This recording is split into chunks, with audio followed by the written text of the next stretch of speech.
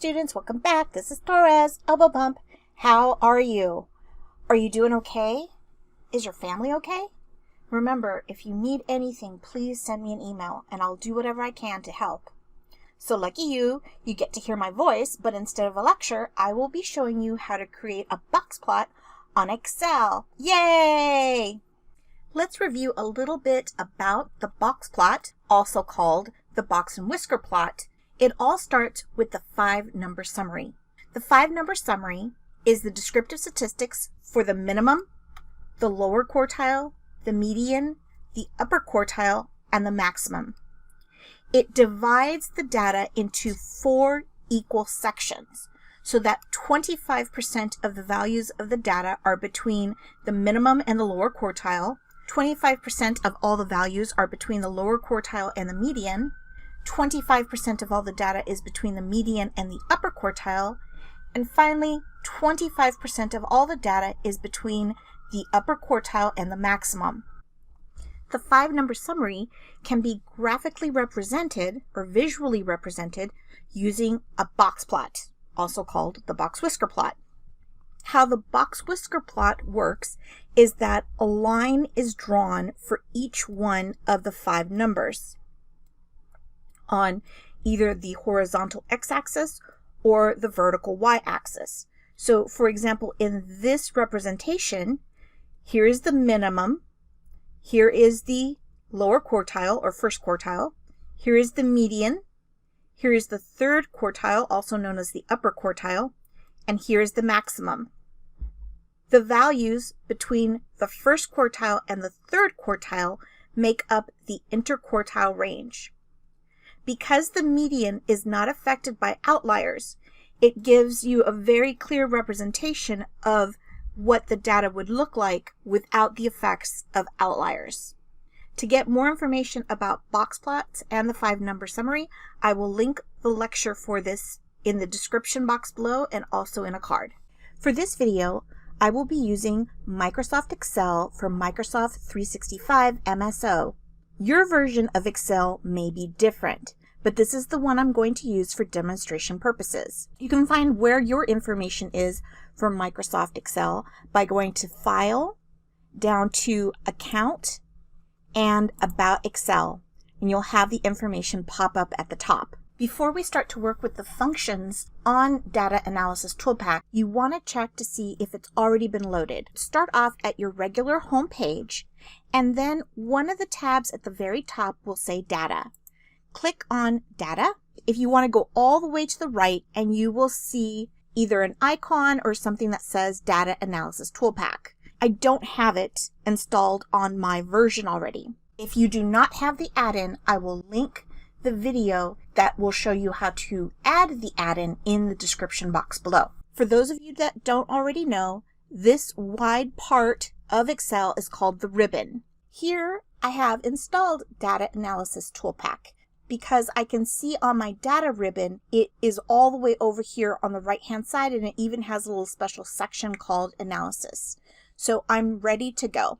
I find it useful that when I'm using Data Analysis Toolpak to make either histograms or box plots, that I go ahead and run the descriptive statistics first, so I have the information in case I need to refer to it. So if you haven't already looked at the using data analysis to run descriptive statistics video, I will link it in the card and in the description box below. So I'm not going to explain how to do that right now. Since a box plot works with the 5-number summary, we need to make sure that the cells contain the 5-number summary. Now, some of the cells already contain the 5-number summary because we've got the median here and the minimum and the maximum here, but we're missing the lower quartile and the upper quartile. So what I'm going to do is I'm just going to write it out myself in order. So I'm going to do minimum, lower quartile, median, upper quartile, and maximum. And then I'm going to enter the numbers that I need inside the cells myself. So my minimum I can see is 0. That's already done for me. My median is 12. It's right here. That's already done for me. and my maximum is 21. That's already done for me. So you can see why I like to have the descriptive statistics up, because it's just right there. I don't have to put these in order and calculate it myself. Now the lower quartile and upper quartile aren't usually provided in Excel's output.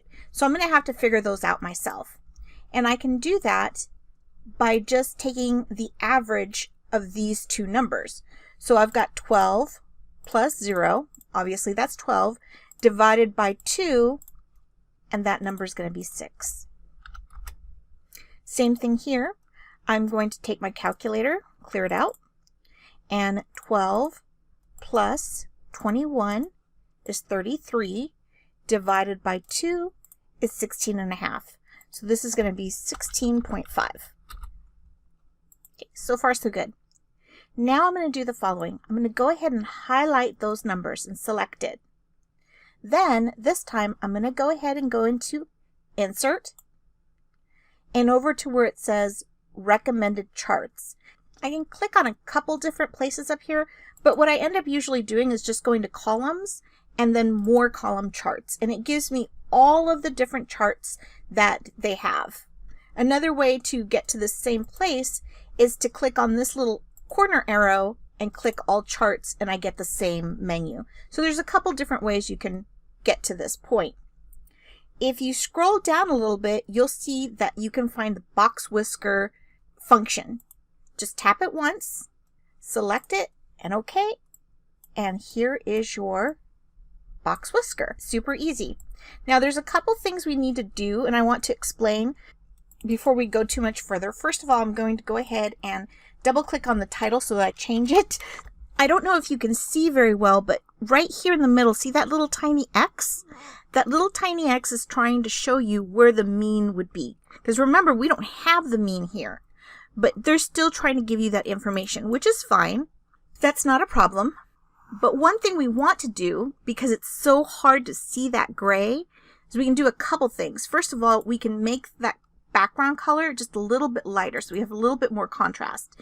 And now we can see that the lines are much easier to see. We can make the border a darker color and also maybe increase the size to maybe 2.0.